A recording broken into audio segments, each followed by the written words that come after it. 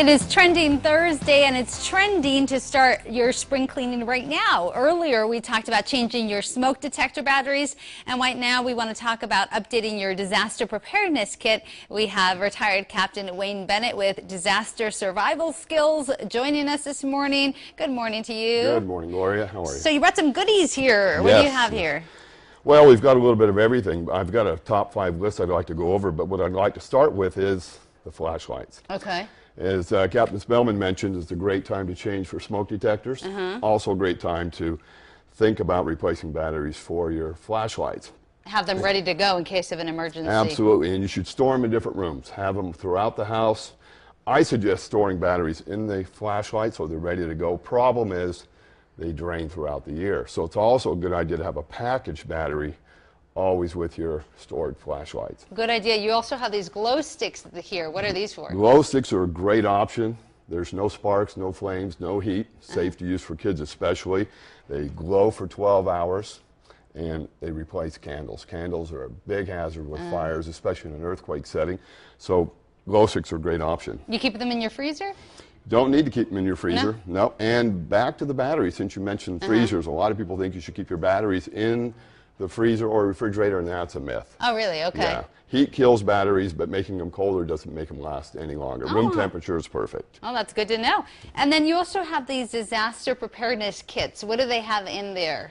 Well, we have, I think everybody should have a real first aid kit, and that's exactly what we have, is we pack our own first aid kits, and rather than be a boo-boo or an owie kit, we suggest having a background in the fire department, trauma dressings, burn dressings, sterile water, paramedic scissors within the kit. You should be able to treat life-threatening injuries such as bleeding, burns, broken bones, etc., all out of your first aid kit. And some people have disaster preparedness kits in their cars and in their homes. What's the main difference between those? Main difference is this is a car survival kit. This is an all-around kit. This has got your food, 5-year food, 5-year water, flashlight, light stick, and medical supplies. So you got heat, warm, light, and warmth. Well, the medical kit is strictly the first aid kit, just strictly first aid kit.